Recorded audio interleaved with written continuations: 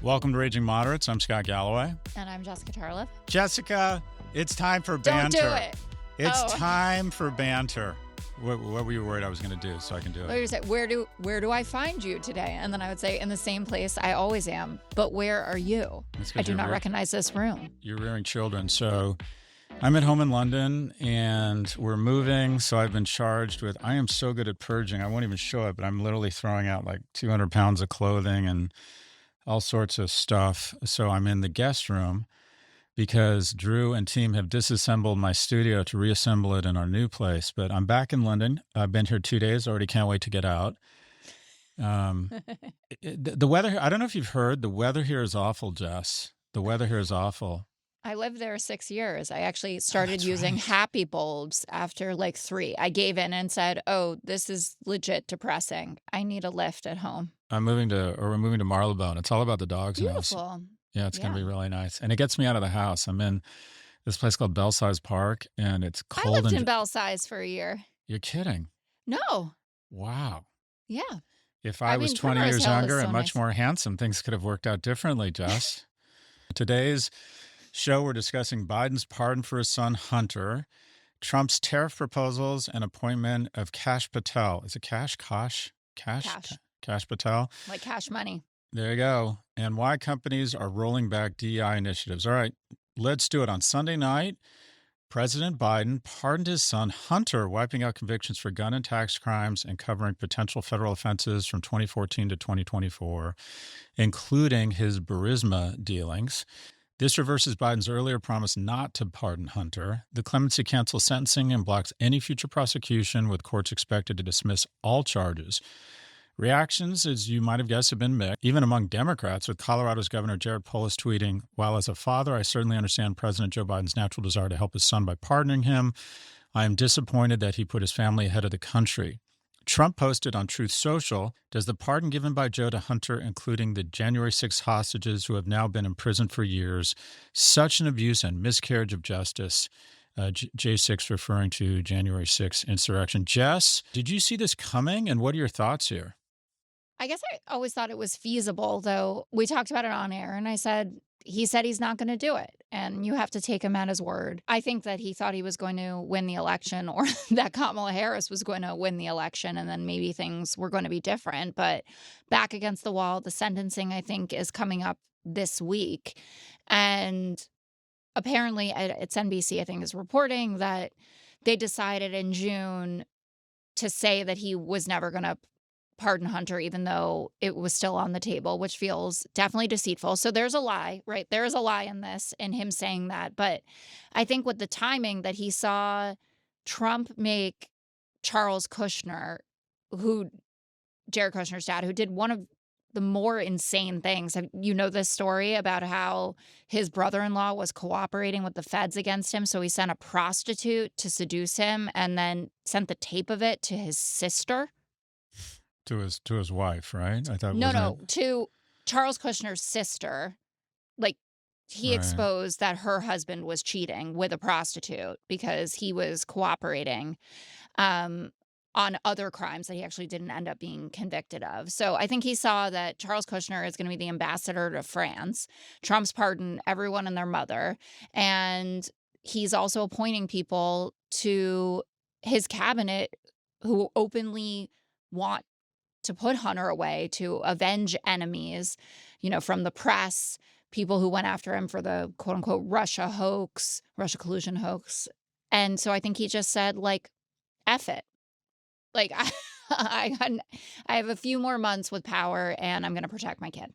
I think you nailed it. On the downside here, we are kind of devolving into that place, right? I remember when Speaker McCarthy got so upset about some of the holdouts, he kind of stormed up the aisle of the rotunda, and it felt like we might become that nation, or South Korea, that every 18 months the Congress breaks into fisticuffs. And I feel like we become that nation, and that is, we now have people in power abusing their power. This is an abuse of power. And I believe if Harris had won, he wouldn't have done it. I think the expectations now have become so low and you get so little reward for trying to live up to the expectations and acquit yourself as past presidents You have. actually get dinged for it. It's not even like no reward. I feel like you're penalized for being ethical. I just want to be clear. If I were President Biden, I would do the exact same thing. If I mean, the guy's not going to be around, I doubt, much longer, or he's definitely on the back nine. And my sense of his son, pure speculation, struggled with addiction, loves his dad immensely, trying to get his life together, I think. A total fuck up. One of his kids killed in an auto accident. I can't remember if it was one or two. His other son, died of a brain tumor. His one son loves him immensely. And then he sees, as you said, okay, let me get this. The president's son in law's dad gets pardoned and then becomes the ambassador to France. Fuck it. I mean, that's exactly right. I would have done the exact same thing. And the problem is, it's become a race to the bottom where no behavior now seems off limits or shocking. So, this is a weird analogy, but I'm aggressive on my taxes. I don't do anything illegal. And for a long time, I'm like, no, it's good to pay taxes. And then I thought, why am I disarming unilaterally? No one's going to say at your funeral, he was great. He paid more taxes than he really needed to. And it's the same thing here. It's like, let me get this. This guy's going to pardon the Duck Dynasty insurrectionists. I'm going to, potentially pardon people who have been campaign donors. You mentioned the Kushner. By the way, that's got to be, I would love a Thanksgiving with the Kushners. I know the kid, Jared. I like him. He was my student. His I didn't know that. brother seems like a total baller. His brother's also married to a supermodel. I've always liked Yeah. Ivanka. I've met her once or twice. She's always been nice to me. But I definitely want the father, his wife, the prostitute. I just think it would make for such an interesting Thanksgiving. I got to think their Thanksgiving is one of the more interesting Thanksgivings. And we should do it at the U.S. ambassadorship in Paris, which, by the way, is literally the coolest ambassador residence in the world. But anyway, back to our central theme here. This is the problem with an administration that has descended into essentially a kleptocracy that has absolutely no moral standards. Is the other side goes, well, why the fuck are we trying to pretend to be ethical when there's no payoff, when the market and the public doesn't seem to mind? And if I'm an 82-year-old father, yeah, I'm pardoning my son. I would have done the exact same thing. Yeah, that seems to be the overwhelming response, putting aside Governor Polis, who also had quite the hot take on RFK Jr. that he got destroyed over when that nomination came out. But generally speaking, like hardcore Dems seem to be like, yeah, okay. And it was also time to have some backbone. And one of the main complaints that I feel like rank and file Dems have is that we have no Mitch McConnells amongst us, no one who's ruthless enough, right, to not give Garland a hearing, and that they're mad at Merrick Garland once he became AG, that he took 2 years to appoint Jack Smith, right, to look into all of these crimes that Trump has alleged, as we're supposed to say alleged, though everything's been dismissed now, committed. Like, we just sat around for too long and now all of it is gone. Poof. The Republicans never would have done that. They take every swing. And if they miss, so what? I'll put someone in. You swing with Matt Gaetz, guess what? You got Pam Bondi, who's kind of like Matt Gaetz in a dress and a bit more competent, which I guess is a good thing. We'll see how that bears out. But one point that Dave Weigel, friend of the pod, if we can say that, I always like that term, made was that if you read the text of what Biden said, his point was that he still believes in the rule of law, but that this was an abuse of the law for political reasons. And Weigel harkened back to the defense that Bill Clinton gave in the 90s, why he was pardoning people, and he thought that all of it was just junk. He's like, this is all just politically motivated. If you get me on something that's actually a crime, and he perjured himself, and that is bad, and you shouldn't have done that. But the point is, like, no one cares about who I'm having sex with except for Ken Starr and rabid Republicans. Right. And so this doesn't actually have anything to do with my competency. It doesn't have anything to do with how I do my job. And so I'm not going to treat this as the real world. And I'm going to pardon people that are associated with it. And I'm going to move on with my life and frankly think pretty highly of myself still. And that's clearly the tack that Joe Biden was taking. I thought that was a really interesting and smart take on this. I don't know if you have a 90s reflection, but But don't you think Republicans could claim the same thing that the New York case, the Alvin Bragg case against Donald Trump, again, it was about sex, that was also purely politically motivated, and if so, should warrant a pardon? yeah, I don't know. I shouldn't that yeah sounded too enthusiastic for me. I it was always the weakest case, and I think part of living in the conservative media world that I do because of work is that I can see that, like, it's glaring at me because 'cause I'm like, "Okay, this is one that they can so easily take apart," but they struggle more with, like, the Mar-a-Lago documents, right? Or I guess you could kind of tit for tat, was it an insurrection or not? But, like, there's so much testimony surrounding January 6th and how this was planned, right? That Trump was like, "This is how we're gonna do it. This is how we're gonna overturn the elections. We're gonna fan the lawyers out to all the swing states, etc." So yeah, you could make that argument. And Tish James hasn't helped anyone by giving, 50 press conferences where she just says, "I will stop at nothing," right? Until Donald Trump is behind bars. So you could totally make that argument. But I don't know, there's so much other stuff that he was indicted on and that juries found him to be guilty of that I think it goes beyond it. But the Stormy Daniels case was always the weakest, and it was annoying, frankly, that it happened and that it went first. You brought up a really interesting point, and that is we suffer from a lack of mendacious fucks, and that is McConnell was always playing us, and everyone was just so disgusted and disappointed. I'm like, well, where are Senator McConnell's? Is it Yeah. Representative Nadler? Uh, was it? Is it? Quite frankly, and I hope this election does it. I hope they just clean house the Democratic leadership. I want to see Jeremy Raskin. I think Speaker Pelosi has been, has a touch of Machiavelli to her. I think she's outstanding. Senator Schumer, I think is incredibly weak. I think he's weak. I don't think he has nearly the strategy or the sack that McConnell has demonstrated. And it'll be interesting to see if Representative Jeffries brings that kind of Machiavellian strategy. But the thing people about Hillary, people always criticize Hillary, Bill and Hillary about Everything. everything. But also, I respect the fact you cross them at your own peril. And I think when you get to this level, there's just no getting around it.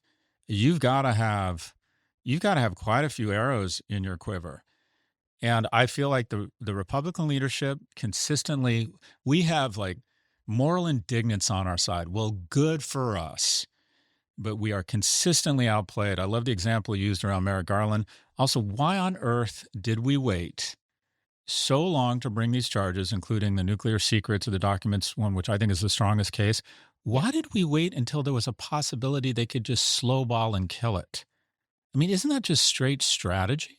There is this. You're right. We are being outplayed by them on a lot of dimensions in terms of strategy, in terms of they will go there. And what I have found, unfortunately, is that the populace respects strength and a lack of humility, a lack of, I don't want to call it a lack of self awareness. I think they're self aware, but a lack of like, sure, I'll put someone accused of having sex with a minor up for attorney general. I mean, it's almost as if the public is responding to this sort of bravado, this sort of coarseness. I think that they are. And we've done a lot of talk about what the election has meant or what signals it's sending. And one of the clear Uh-huh. signals was we don't care about ethics and norms. We think that he is a sexual predator. He's a convicted felon. He's unethical. I never let him babysit my kid. He's not a role model. I don't care. I voted for him. And I'm not saying that we have to collapse to that level of depravity, but I think you can pardon your kid without being, reamed out by people in your party about it. And it would be hard pressed for these guys. Like, I don't know if Jared Polis has kids. I think that they do have kids, but like, would he have done anything differently? I kind of find it hard to believe if you have people who were sent to do this job to get your kid, right? Like, the amount of times that they still talk about Hunter Biden's laptop and that everything would have been different in 2020 if we had been able to see the contents of it. No speaking about how it was hacked and the weird story about it being at a repair shop for a year. But, like, would you have let your kid go to jail for that? For something that it seems like he would not have been punished or convicted of if his last name wasn't Biden. Look, and this goes both ways. The Alvin Bragg case against Trump, everything against Hunter Biden was a function of who they were or who they are, not of the crimes. No one, no- had it not been Donald Trump, if he'd paid off a mistress, a porn star, I just don't think that would have ended up in court. I think that that is a misuse of prosecutorial resources. Hunter Biden, that was bullshit. He would have gotten some charges, a fine. He would have been on probation. This is the idea I like, and I think you're gonna like this. All right, gun charge. He's handsome. He's made porn films. He's been pardoned. I think he's our answer. I think he's now the number 3 or number 4 most likely Democratic nominee for president in 2028. I think Hunter Biden is the Democrat we need right now, Jess. That is our new positioning. All right, we need to move on. Last week, Elon Musk celebrated Thanksgiving with Trump at Mar-a-Lago as he gears up for his new Doja role and meets with House Republicans this week. Just before the holiday, President-elect Trump proposed 25% tariffs on goods from Mexico and Canada, raising serious concerns among business and world leaders. Mexico has warned that such a move could cost nearly 500,000 U.S. jobs, while companies fear it will drive up prices for consumers. President Biden is urging Trump to reconsider, warning that tariffs could strain relationships with key allies, have inflationary effects at home, and result in higher prices across the board. Jess, what do you think is going to happen here? Do you think he'll follow through on this? To some degree, I don't think it'll be a 25% tariff, but I'm sure that he'll sprinkle them around. And Scott Bessent, who will be the Treasury Secretary, is naturally not a tariffs guy. I think that was one of the kind of final sticking points to make sure that he was going to be on board with this approach of using it as a way to cultivate results. And I don't think that that's insane. And we should, you got to be honest about the fact that Biden kept nearly all of the tariffs that Trump had put on China. He's done things, I think, a little bit smarter. Like, he put tariffs on things that we don't get as much of, like EVs, for instance. We don't get a ton of them from China. So, like, it makes sense to kind of hike that up so it doesn't really hurt the American consumer base. But, tariffs aren't unilaterally a stupid idea. It's stupid to say I'm going to put 100% tariff on this, or I'm going to put 25% on Canada and Mexico. He doesn't talk about, what is it, like something insane, like 60% of our vegetables come from Mexico, our construction supplies that come from Canada. But what I think is the interesting corollary to Trump doing all this bluster is, what will the world leaders' responses be? Because we have two different prototypes now. So Claudia Sheinbaum, the president of Mexico, had a very different response than Justin Trudeau from Canada. So Justin Trudeau is like, hey, Donald, I'm coming to Mar-a-Lago for dinner. Let's do the photo op. I'll meet your people. This will be great. And Claudia Sheinbaum released a pretty scathing statement that essentially said, like, you don't know what you're talking about, because Trump said, I'm going to put this tariff on if you don't stop sending migrants and drugs here. And she, first of all, said, by the way, all of the guns that are here are from your country. So maybe you could figure that out. And second of all, we have been stopping the migrants. And according to your own CPV numbers, crossings are down 75% in the last year because of a program that we put in. Now, is anyone paying attention to the fact that that's what she said? No, because Trump went and said, see, presto changeo. It happened right away, right? Like, I said jump and she said how high, and now everything's fine, as if he stopped migrants from crossing the border. It happened under Biden. But those are the two different models. And I'm curious to see where other world leaders fall on that. Like, who will be going to kiss the ring and who will be issuing sassy statements? It will be the Jewish woman that is issuing the Jewish sassy climate statement. scientist. That's Yeah. right. Yeah, I love it. Tickles my sensors to see her saying this, and she's right. Trudeau's probably smarter, because the reputation, my understanding is, among world leaders is, just go kiss this guy's ass. Pull a Tim Cook. Tim Cook goes there, shows him the new iPhone. It tells him he's handsome, Love compliments your him. playlist. Love your place. And what do you know? Somehow the tariffs on China Apple manages to sequester the majority of their components from those tariffs. This sycophantry, this obvious pandering, it works. And and to be fair, some of the tariffs that Trump increased on China, Biden kept in place. And it looks as if they have not, while China is no longer our biggest trading partner, it's now a toss-up between Mexico and Canada. There's just so many wrinkles here. Most U.S. cars have parts from Mexico or Canada. Yeah. And the way this all ends, in my view, is he implements anything resembling these tariffs, which any of these, one of the most heartening things about these appointments is it almost seems like I'm going to fuck with the American people. I'm just going to reward loyalists. I don't care about the DOJ. I don't care about the education. But when it comes to the economy, it feels like he becomes remarkably adult. And he wants adults in the room around the key appointments around the economy. I think the majority of those candidates all seem like adults, all seem qualified. I don't think many of them are going to go for this tariff thing, at least nothing. I think they'll throw them a bone and say, okay, we'll increase tariffs here, here, and here. But the first quarter, or even the first month, where it looks like there's a respike in inflation or a reigniting of inflation, and it's reverse engineered to tariffs, there's trouble in Mudville. Because the thing that brings down nations is not usually that they get invaded. It's they either go broke or there's inflation. Because you want to talk about rage, when you have to go from meat to chicken, chicken to rice, and then you can't pay for your kid's summer camp, you don't care who's in office. So I wonder, I don't think the tariffs, I think a lot of Republicans who can do math and consider themselves fiscal adults, when they realize 88% of gifts under the Christmas tree are from China and that their prices might go up 10, 20, 50%, and that to a certain extent, Trump becomes a lame duck president sooner rather than later, I think they find their backbone and say, no, I am not down with these tariffs at all. And the moment inflation starts to spike back, which we're already seeing some evidence of, and someone reverse engineers it to tariffs, boom, that dog won't hunt. I think this is much more, I'll chip no salsa. Sounds very Yellowstone. It was interesting to see when Scott Bessent was the Treasury pick, the market bumped up. Was very excited with the news. The next day, this was after his Truth Social post about the tariffs coming, the market goes down, right? It was the same thing with RFK Jr., right? Then all of the pharmaceutical stocks tanked.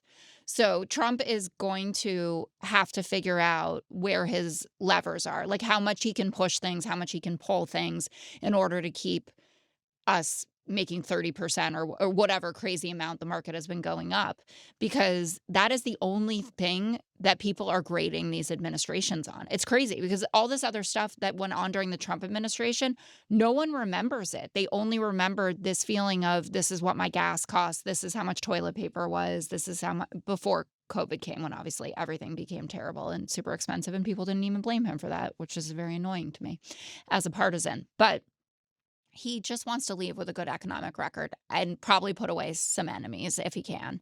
Hunter Biden included, definitely was going to be on the list. So I think he'll just be watching those numbers closely. And like, I remember when we first started talking about the potential picks and you said, like, why not bring back Steve Mnuchin?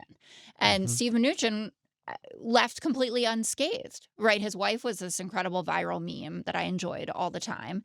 And it seems like he did a pretty good job. And I imagine Scott Bessent will be similar. You were right. Mexico is now our biggest trading partner. In the last 7 years, China's gone from 22% of U.S. imports. It's dropped to 14%. That's a dramatic decrease. And Mexico has gone up from approximately 13 to now close to 16. And Canada has gone from about 12.5 to about 14. So Mexico and Canada, it's so interesting. Trade is still largely a function of proximity. Almost every country's biggest trading partners they usually share a border with. Anyways, some more fascinating insight from the NY Stern School of Business. All right, Jess, let's take a quick break. Stay with us.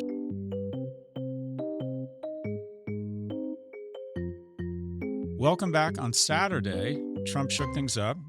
That's an understatement. By picking Kash Patel, a controversial MAGA loyalist and deep state conspiracy theorist, to lead the FBI. This is an unusual move because FBI directors typically serve 10-year terms to stay above politics.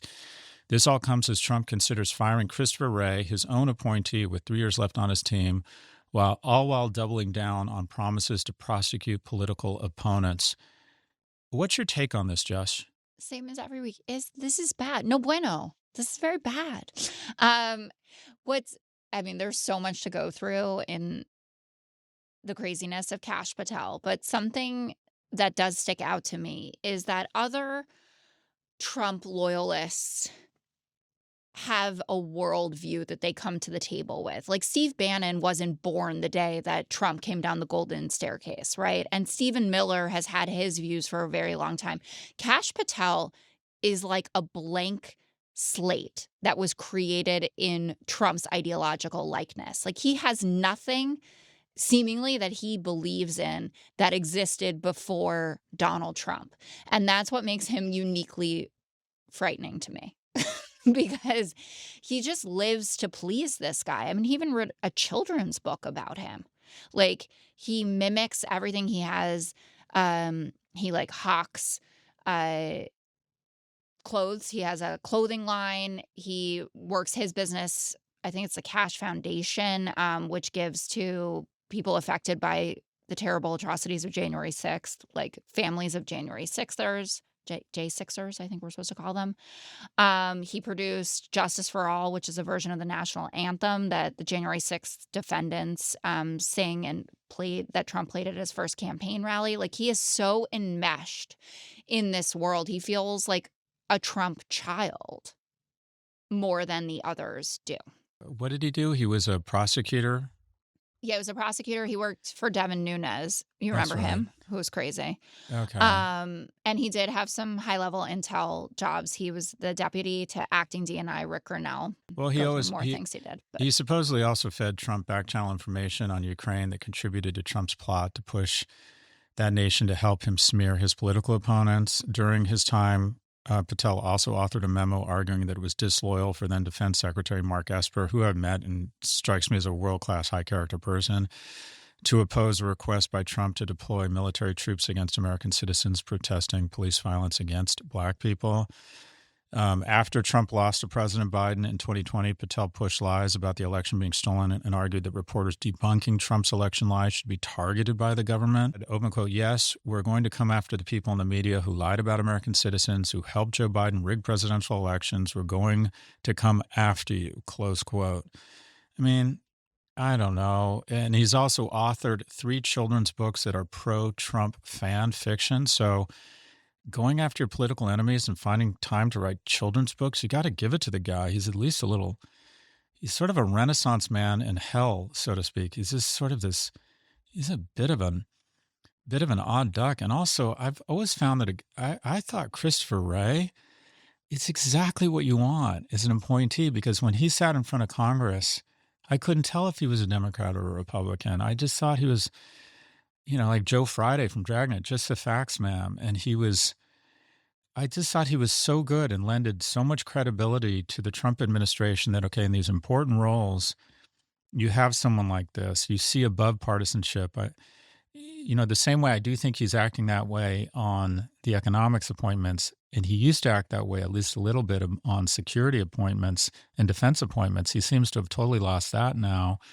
I mean, first off, Tulsi Gabbard to me is by far, other than Getz is the most outrageous, I actually think the most dangerous is Representative Gabbard, because there are people that spend their entire lives, the majority of their professional lives, putting themselves in harm's way, knowing that if they caught, they're not just going to be killed, they're going to be tortured and killed, implanting themselves in high-level positions with a lot of access within our adversaries. And there are only 2 people who know who they are. They're a case handler and the head of, the CIA or the head of the security services. And I just got to think, if I'm that person, I do not want Representative Gabbard knowing who I am. This is someone who met with Assad, who's been an apologist for the Kremlin. There's no evidence she's an actual asset. If I'm an undercover agent or officer with the CIA, and I think this individual might decide it's good for America to out all undercover assets in the Kremlin, I'm out. I'm out. I'm not risking my life and limb and staying away from my family when this person who seems to be more fond of Putin than of Democrats, I'm out. The one thing that the majority of, I think, our presidents and our directors of national security and the heads of CIA have had, I think George Bush was the head of the CIA and president. I believe most case officers of the CIA probably thought George Bush would die for me. This is someone who would die for his country. And I think these people are like, no, they would let me die under some fucked up notion of what they think is some sort of conspiracy theory. She is a dangerous appointment. And having this guy as head of the FBI, I just got to think that is so incredibly damaging to morale, because I've always thought of the FBI is there's just a few places where they put country above politics. They say presidents are going to come and go, political parties are going to come and go. I am about our country, fidelity to the country, and finding bad guys. And now this place has been weaponized politically, and I don't know if I can trust these people. But there are millions of people who think that it was the Democrats that weaponized the FBI, who look at Andy McCabe and his text messages with Lisa Page. They go back to Jim Comey. I mean, listen, the firing of Jim Comey, I will never understand, since I think he was the key ingredient in Trump being able to win. Actually, him coming out 11 days before the election and saying, we looked at Anthony Weiner's laptop again, like, no biggie though. And then everyone thought that, she had done something unbelievably evil. But, Kash Patel is part of the wrecking ball approach to all of these institutions. And I don't think that he would be able to get confirmed, but it seems like that's not even necessarily the approach that Trump feels like he needs to go. So Christopher Wray has a 10-year term. So he has 3 years left on his term, but he can be fired. So let's say that happens January 21st, right, 2025. And then using the Federal Vacancies Reform Act, Patel can be there, I think, 210 days without being confirmed. So we might just, again, have a cabinet full of acting X job, and that's how he'll be able to do it. The standard of luminaries within our party, lifelong Republicans, people who have served, great Republican presidents like the Bill Barrs of the world, it doesn't matter anymore. The general populace doesn't believe in these institutions. I mean, these quotes are crazy. Like from Bill Barr's book, he said that Patel would be the deputy director of the FBI over my dead body. You have Mark Milley, who told him life looks really shitty from behind bars. Gina Haspel, who was the head of the CIA, threatened to resign when Trump was going to make him the deputy director of the CIA. Like, these are all people that whether you like their politics or not, and I certainly don't like Bill Barr's politics, but I never felt like he couldn't do the job. I thought what he did around the Mueller report, writing that little 4-page summary, was extremely deceptive, but I never thought that he couldn't do it. You know what I mean? Like, I didn't like that decision, but it wasn't someone that I would fear, like a Kash Patel, who's just there, honestly, to pay no reverence to the institution at all. He's just there to break it, and that he will destroy, like you said, the morale of the rank and file agents who are what make it great, and that our allies and our enemies just will laugh at us for 4 years, and our allies won't be sharing with us, which is the big Tulsi Gabbard problem there for sure, that everyone will just go about their business and kind of cut us out. Patel is concerning on a whole host of issues, but that's really it. I don't want to. I understand the argument for America First. I understand how that resonated with voters who didn't feel like American lives were being prioritized, whether it comes to the economy, national security, immigration. But to me, this just doesn't feel like the answer, that you can find competent people that have a little bit of your emphasis on rooting out corruption within institutions without having Kash Patel as the head of the FBI. Okay, we have one more quick break. Stay with us. welcome back. Walmart announced it's scaling back its diversity, equity, and inclusion DEI efforts. This includes ending racial equality training for employees, reevaluating programs supporting minority-owned suppliers, and winding down its Center for Racial Equity, a nonprofit it created to address systemic racism. Walmart isn't alone. Other major companies, including Lowe's, Ford, Harley-Davidson, and John Deere, are also pulling back on DEI initiatives, as well as reducing their support for pride marches and LGBTQ events. Many had embraced DEI programs in response to the 2020 Black Lives Matter protests and the murder of George Floyd. Jess, do you think these changes are happening because Trump won the election? What do you think is inspiring this kind of pullback or rollback? Well, it's been going on for a while, for the last couple of years. I think that it's getting more intense because of what life will be like under a Trump presidency, and the kind of folks that he's associated with will be installing in positions, but also who are just kind of in the ecosystem, like activists like Christopher Rufo, who was the principal kind of attack hound over Claudine Gay, the president of Harvard, who was pushed out for a multitude of reasons, including the response to the anti-Semitism issues on campus, but also the plagiarism scandal, which came from Chris Rufo originally. But the numbers on the DEI roles going down are pretty astronomical. So there was a 29% uptick after George Floyd was murdered between November 2020 and November 2021. Then there was a 23% decline in the amount of jobs posting with DEI in the title between November 2022 and 2023, and it's down as much as 43% as of this summer. So that's obviously the trend line and where we're going, and that's in part, I think, that a lot of these roles were invented for self-soothing, to make people feel better about it, also to communicate to consumers and internal stakeholders we really care about these issues without having a thoughtful plan of how to do it or what you actually need. Like, do you need there to be 100 roles like this, or do you need 10 really good people that are going to come in and make important changes and help you reflect your values, which is what you hear over and over from organizations, that they need help being able to communicate what their values are to internal and external stakeholders. So I think it's the combination of everything, coupled with, as well, the affirmative action decision from the Supreme Court, which has changed the way a lot of people think about admissions to college and beyond, meritocracy in terms of getting your jobs. And I know the UC system doesn't do race-based admissions, right? Yeah. Look, I think this is what often happens with democratic initiatives or an orthodoxy, and that is, it's a good idea, and then the world changes, they don't change with it, or it goes too far. I still think there's a need to focus on diversity, or ensuring that if you have a company where the majority of your consumers and endorsed athletes are non-white, i.e. Nike, and pretty much your entire board is white dudes, you have a problem and you should be called out for it. So there's still work to be done here. I have generally found that any company or any university with a DEI officer or department is already one of the most diverse and inclusive places on the planet. And what I have generally found at universities is DEI is filled with a lot of virtue signaling, and they become impervious. I mean, Harvard has a huge DEI apparatus.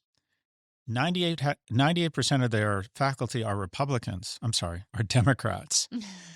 And 60% of their incoming freshman class identify as non-white. So what exactly is DEI supposed to do? Find more white kids and Republicans to join the faculty?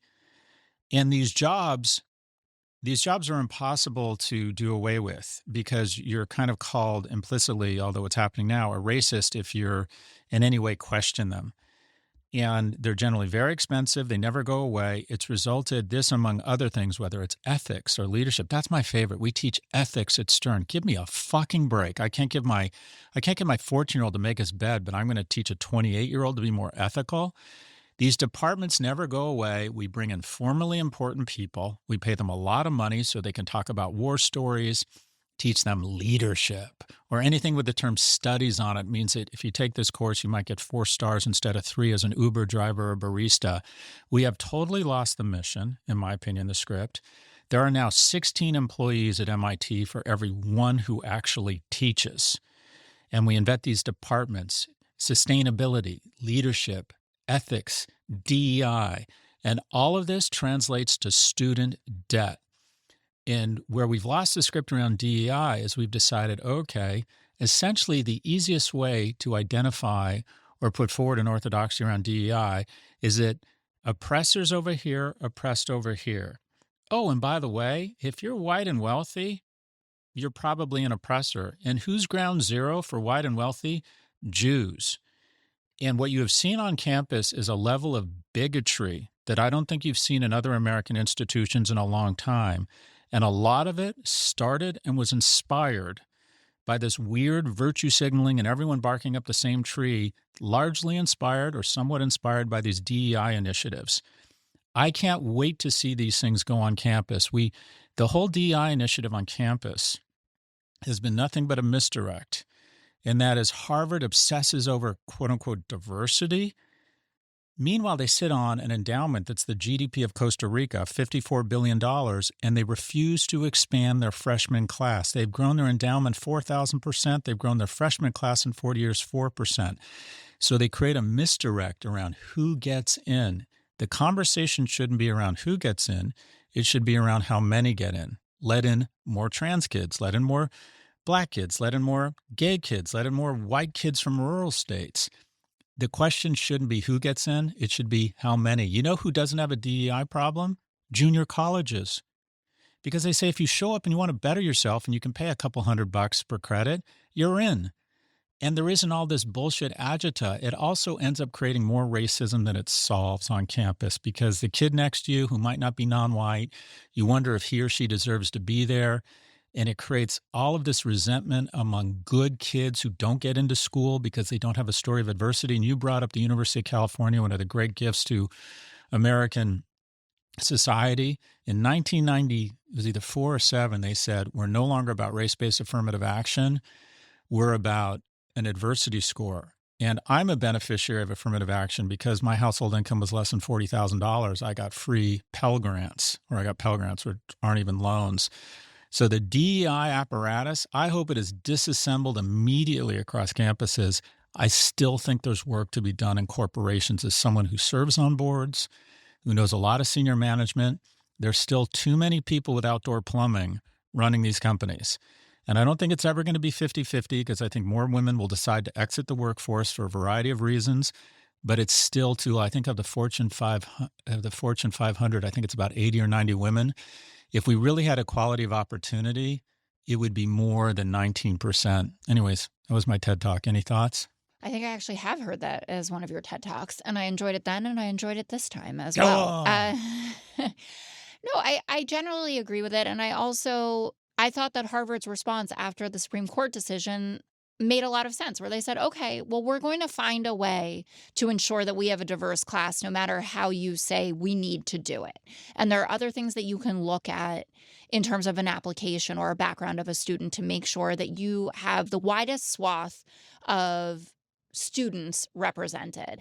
And increasingly, this is a conversation that I'm having with my friends, even down to the preschool level, where people aren't as concerned anymore about racial diversity because, knock on wood, thank God, we have generally become less racist, right? Like the Cheerios commercial with the biracial couple that kind of broke all testing standards, where little kids, they showed it to a 5-year-old and to their parents, and all the parents noticed that it was a biracial couple and none of the kids did, because that's life for them now, that they see mixed race. Everything is getting more of a melting pot, and that is a good thing. But what is not happening is we are just hanging out with people from our same socioeconomic background. And that's really what people are hunting in terms of diversity. Like, I think about that all the time. Will Cleo, my daughter, have friends who don't have every toy that they want, right? Will she go to someone's house who doesn't have a playroom in the building? Those kinds of things are much more top of mind for us than worrying about whether she's going to think that a kid who is Black or brown is less than. And it was so important, I think, for the evolution of this discussion that it was Asian Americans that brought that lawsuit about being discriminated against versus making it, we always think of it as a black-brown issue or a person of color issue. And we don't tend to lump in Asians in that bucket, which is something that they've had to be up against, and have had a lot of difficulty with that. And it made me think about the change in New York City as I've grown up. So when I went and took the test to get into Stuyvesant, which is a premier public school here in New York, one of the main filters to Harvard, it was predominantly white kids that were getting in. And now, and I live in the neighborhood, I rarely see a kid coming out of Stuyvesant who isn't Asian, right? It is totally meritocratic. However you do on the test is whether you get in or not. And the fact that they were then going on to be discriminated against in terms of getting into these top universities, which we should note as well is something that happened to Jewish students at a certain point, like a couple decades ago. Then it started being pushed back against Jews. There were too many of them getting in as a proportion of the population. Then it moved on to Asians. And I think that it allowed us to actually have a more honest conversation about these admission systems and how society is structured, because it wasn't a black versus white issue, because everyone just tunes out then and just says, well, of course I'm for equal opportunity.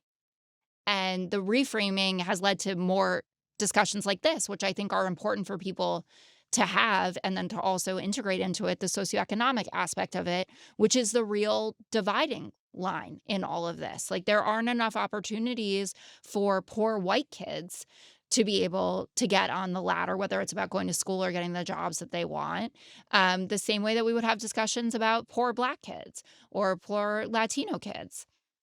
Anyway, that was my TED Talk. I don't know if I would have gotten it, though. 60 years ago, there were 12 Black people in Harvard, Princeton, and Yale combined. That was a problem, and we needed race-based affirmative action made sense. Now today, things are dramatically different. The academic gap between Black and white was double what it was between rich and poor 60 years ago. Now, today, it is flipped.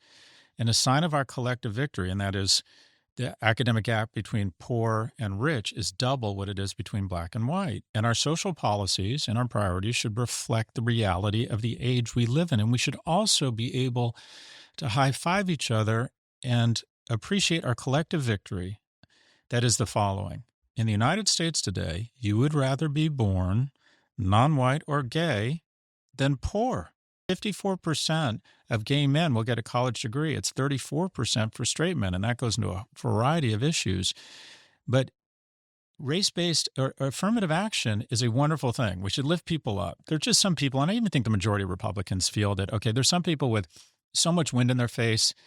Let's widen their aperture. Let's widen the perspective. Let's give some people a hand up. I just think, I got to think most people believe that, okay, it's easy to talk about. And they've been beneficiaries of it to some degree, 100%. However it has manifested. Yeah. Case in point, Pell Grants for a straight white male. But it should be based on color, and that color is the following: green. We should help poor kids. They're the ones, the biggest forward-looking indicator of your success, unfortunately, in our nation has become how rich your parents are. Basically, your zip code and your parents' income. And we need something that helps kids brought up in low-income neighborhoods, regardless of the color of their skin, regardless of their sexual orientation, regardless of their gender. All right, you have grown up in what is, in a capitalist society, the biggest headwind in your face, and that is you don't have money. And I think it would solve so many problems and move away from this identity politics where, unfortunately, the Democratic Party has become totally obsessed. All right, that's all for this episode. Thank you for listening to Raging Moderates. Our producers are Caroline Chagrin and David Toledo. Our technical director is Drew Burrows. You can find Raging Moderates on its own feed every Tuesday. That's right. Please, if you're enjoying this episode, if you want to give a shout out to Jessica and her neighbor, also her husband, please subscribe to Raging Moderates on its own feed. Do it right now. Ahora. Please, por favor. Go to our own feed and subscribe to Raging Moderates. Please follow us wherever you get your podcasts. Just have a great rest of the week. I'm glad you're doing well. You too. Have a great move.